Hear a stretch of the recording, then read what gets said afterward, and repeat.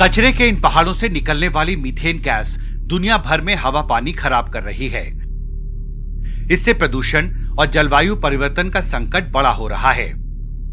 विशेषज्ञों के मुताबिक करीब 20% मीथेन गैस कचरे के ढेर और गंदे पानी से ही निकलती है। संयुक्त राष्ट्र की संस्था वर्ल्ड मीटरोलॉजिकल ऑर्गेनाइजेशन ने अपनी ताजा ग्रीन हाउस गैस बुलेटिन में आगाह किया है कि 2020 और 2021 में पिछले 40 साल में सबसे ज्यादा मीथेन ग्रीन हाउस गैस का इमिशन रिकॉर्ड किया गया है।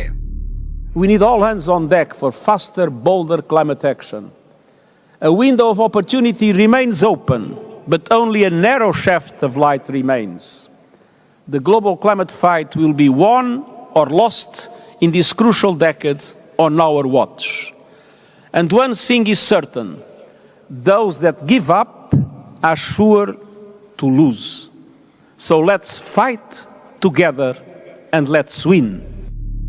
पर्यावरण वैज्ञानिकों के मुताबिक औद्योगिकरण के बाद से वैश्विक तापमान में हुई वृद्धि में मीथेन का योगदान लगभग 30% है। 2021 में ग्लासगो बैठक में 100 से ज्यादा देशों ने ग्लोबल मीथेन चैलेंज साइन किया था। टारगेट 2030 तक दुनिया भर में मीथेन गैस के इमिशन को 2020 के स्तर से कम 30% तक कम करने का है, जो 2050 तक ग्लोबल वार्मिंग को 0.2 डिग्री सेल्सियस तक घटा सकता है। राजधानी में एमसीडी चुनावों में कचरा और प्रदूषण इस बार सबसे बड़ा मुद्दा है।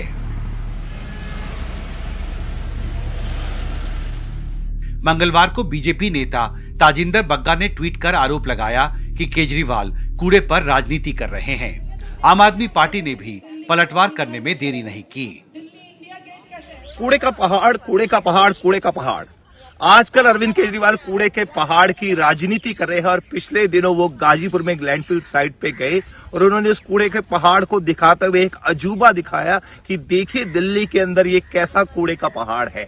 आज मैं बताना चाहता हूं, ये जो कूड़े का पहाड़ है ये लुधियाना के अंदर आता है, लेकिन अरविंद केजरीवाल ने आज तक इसका जिक्र नहीं किया, इसलिए मुझे यहां पर आना पड़ा। अरविंद केजरीवाल दिल्ली में आके कहते हैं कि इस कूड़े के पहाड़ को इसलिए हटाना है क्योंकि उनके स्वास्थ्य की मुझे दिल्ली वालों की फिक्र है। मैं आज उनसे पूछना चाहता हूं कि आपको पंजाब के लोगों के स्वास्थ्य की फिक्र नहीं है? ये आप इंतजार कर रहे हैं निगम के चुनाव का कि निगम का चुनाव आए और आप इसको फिर से राजनीतिक मुद्दा बना सके।